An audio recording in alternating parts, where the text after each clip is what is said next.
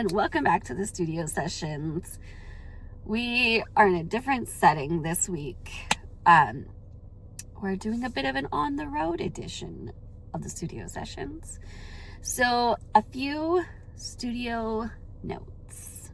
The first one is the Cannes Film Festival has been happening, and a big conversation that I'm noticing even outside of the film festival, but reports are saying it's a big conversation there as well, is about AI and how AI is acting within filmmaking, how it's impacting it, how it might change it, what it might mean, and a lot of people sharing their opinions on how we should handle it. Most people are pretty one side or the other on it. I don't know if I've heard many people, well, not many. I've heard some, not many people give a more middle of the road thought to it. And it seems like that's going to keep being a big conversation until it's a little more leveled out. I know a lot of people are very worried about AI, not just in the filmmaking industry, but in the world, like all over in every industry. And so I think that's going to keep being a conversation for quite a while, because I think this technology is just going to keep evolving. And so I think we're going to be playing catch up with figuring it out for a little bit longer. Number 2 is there's also lots of conversations, not at the Cannes Film Festival, but in the industry, about how to boost the industry right now, how to financially give it a little bit of a leg up to try to grow it, to bring productions back to the States that left. And this is happening on 2 different levels. So there's the Come Back to LA campaign that is trying to get productions specifically to come back to Hollywood to film, because that has been a mass exodus for, I think, 5 to 10 years now. However, there's also a broader scale in the nation in general, where John Voight is talking to the president about tax incentives on a federal level. And I think this conversation is one that, depending on how it goes, it could actually make a big difference to boost areas like the Hollywood economy, where all of those productions that left can start coming back. People that were having trouble finding jobs may have jobs available again because productions will be coming closer.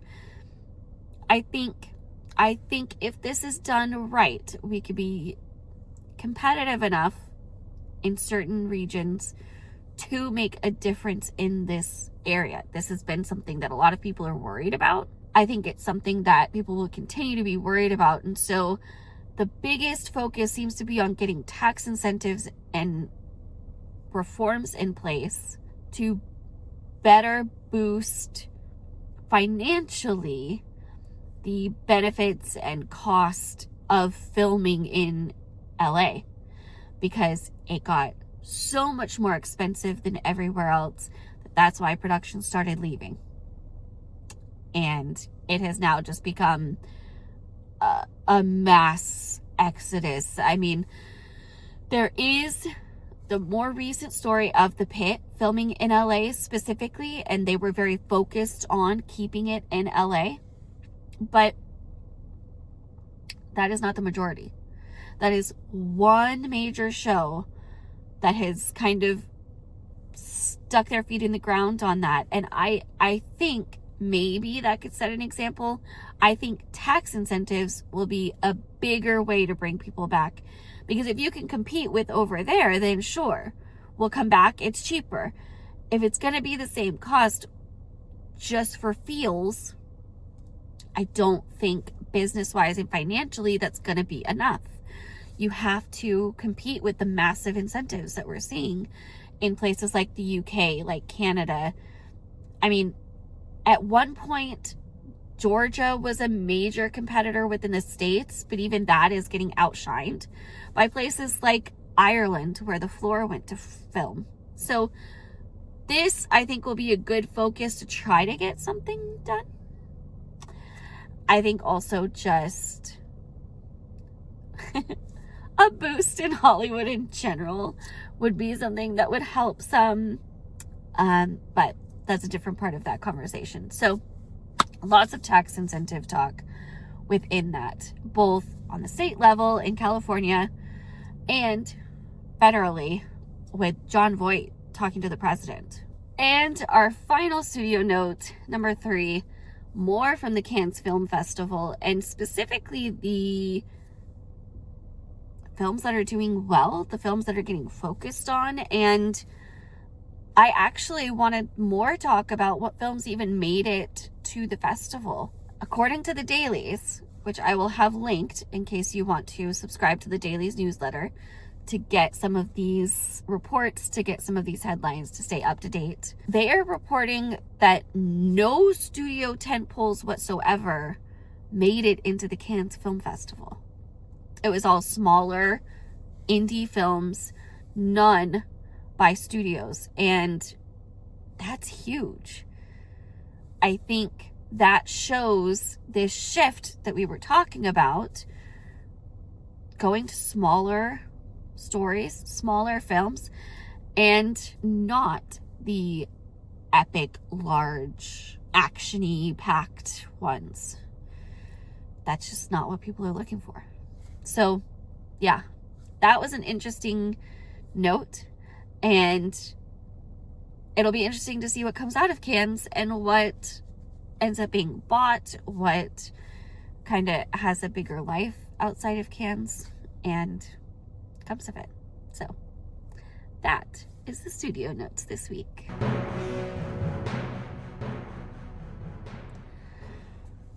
So for this week's episode, I actually want to do a little bit of a deep dive into the story of Markiplier's Iron Lung. Markiplier is a very well-known YouTuber. He does, I guess you technically call them Let's Plays. He does gaming content. He plays games. And I think he's also done some random like sketches type things. And he also has like gone on tour and sang and has a beautiful voice from what I've heard. So he released the movie Iron Lung this last year based on the video game Iron Lung. And according to his own reporting in interviews about the film, he reached out to the game developer himself and made that connection and said, I want to make a film of your game. And he then started that process. He wrote, directed, produced, financed, distributed, acted in this film himself. He financed the whole thing. He figured out the distribution plan and worked with this, I guess, firm that helped him connect with theaters directly, not through a standard distributor, from what I understand, and completely did this on his own. I want to take just a second, not only to say thank you for hanging out with me for this episode, and I hope you are enjoying it so far, but also to share the exciting update that I am currently in development with my next film. And if you haven't seen my film Like a Butterfly, you can see it at the link in the description. And while this next film will not be a direct sequel to Like a Butterfly, it will be connected. So if you want to be caught up, if you want to see Like a Butterfly before more of this next film comes out, check the video description and you can follow the link to watch it on my website. Just in case you haven't seen it, here's a quick trailer.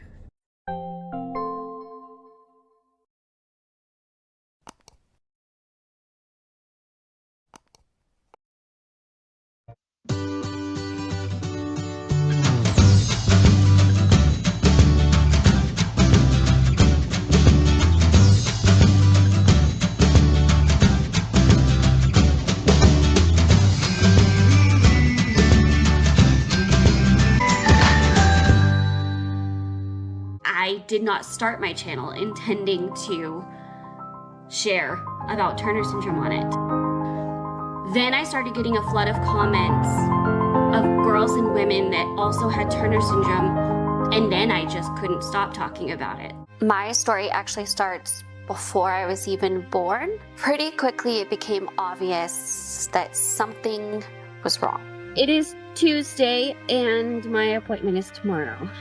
My first appointment with the infertility doctor, or fertility doctor, whichever way you want to look at it.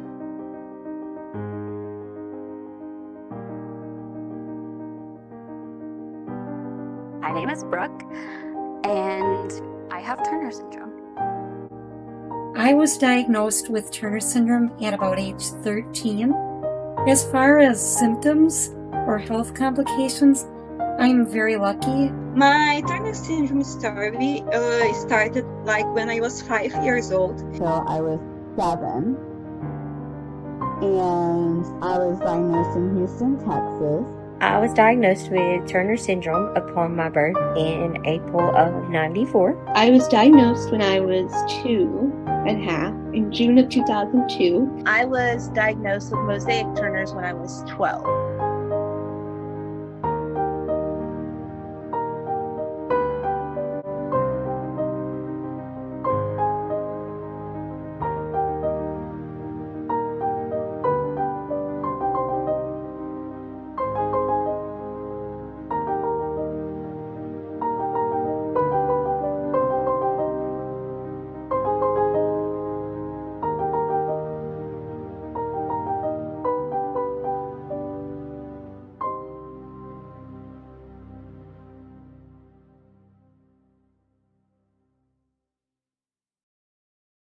I hope you enjoy Like a Butterfly if you watch it. Let me know your thoughts once you do. And stay tuned for more updates about my next film. Now, back to the episode. It is an incredible story of producing a film. He's in it, he plays the main character in it, but he also did the bulk of everything behind the scenes. So I don't want to get too deep into the content of the film itself. It's a horror game in the ocean, and it's very interesting. So I don't want to go too deep into that, but it is a horror game. So this is an indie horror film. The most interesting part is the success of it. Because after doing all of those things himself with like a few people that work with him, and then distributing it, the film did amazingly well at the box office. It was number 2 and almost had the weekend end at number 1, but solidly opened at number 2. Then it got all of this hype, it got all of this talk. People were shocked. And I think it goes to show that there is so much value in what you can learn from a smaller scale. He, in an interview about the film, mentioned that it didn't feel any different than what he was already doing on his channel for his videos, except it was a little bit bigger of a project. And he mentioned, you know, I'm used to being the one in the content. I'm used to scripting it out however it's going to get scripted out. I'm used to being the producer of it, deciding what's happening, and kind of directing everything, and I'm the one distributing it. You know, like, he made that parallel to, it really isn't that different. You're not actively doing many different steps. It may look a little different. It may be on a different scale a little bit, but essentially you're doing the same things. And so he thought and felt that all of those skills that he had learned from years on YouTube really applied. He was able to use all of that experience. He said, I didn't feel like I was coming in as a brand new, never made anything filmmaker because I'd been making stuff on YouTube for years. And I kind of relate. When I first decided to do like a butterfly, it felt daunting. In my brain, I'm like, no, that's a film. That's a film. It's different. And it is. It's a different scale, right? It's a bigger project. But the steps, again, aren't really that different. He's right. I was doing most of the same stuff I do on my videos, just a little bit bigger of a scale. A longer project, for sure. So it really touches on how much overlap there is from the YouTube content creator world and filmmaking. And I think this opened up a massive conversation about the ability to have that crossover. I think a lot of producers, a lot of studios might be looking for that more now, looking to find new talent filmmaking wise on YouTube, and maybe more willing to partner with a content creator on YouTube to make a bigger film. And we're already seeing this with Jacksepticeye making another game adaptation film with Sony, which is coming. So while I don't want to diminish the scale that a film is in comparison to a YouTube video, he's very right. The steps themselves aren't that different. And depending on what kind of content you were making on YouTube, it may not even be different really at all. It may just take more time. It may be longer scenes. It may be a longer script, things like that, because so many people are doing so many things like that already and just uploading it to YouTube instead of distributing it another way. I think the beauty of this is the story it tells for indie filmmaking, that not only is it possible, right? He was able to do those things, but it has an audience. You're building your own audience. You are your own marketer. You are able to take all of these things into your own hands, and you can make it happen yourself. You don't have to wait on somebody to give you a chance. You can do it, and do it successfully. I remember at the end of the Iron Lung opening weekend, I was hearing all of the numbers. I was watching how well it was doing, and I was already in shock, like really, really, really impressed with how well it did. And then I saw on my phone it pop up that Markiplier was live streaming, and he ended up saying that it at one point in the weekend had gone to number 1. So at some point throughout that weekend, a indie film, fully independent film made by a YouTuber was number 1 at the box office. That is insane. And that is amazing. That's incredible. It just really speaks to right now, indie film has a place in people's hearts. There's an audience for it. And there's a lot of ways to accomplish releasing a film, making a film, and actually filmmaking. There's a way of doing that that doesn't require all the steps being in somebody else's hands and still being successful.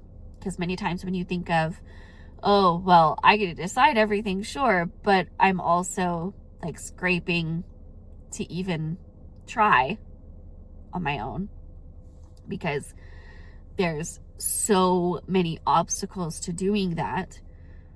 That's just not the case. It's not the situation we're in right now for the industry, and I think honestly for where it's headed too. I don't see this stopping. I see it growing. You have Jacksepticeye making a film. I don't see that being the last YouTuber that makes a film. I don't see this stopping anytime soon. So it's super encouraging. It's so cool to see. And I just thought it would be really fun to talk about and look at because it did incredible. And it was all just his independent filmmaking. There was no studio backing it. There wasn't even another financial backer. And it was all within his hands. He got to decide everything. He got to do every part of it.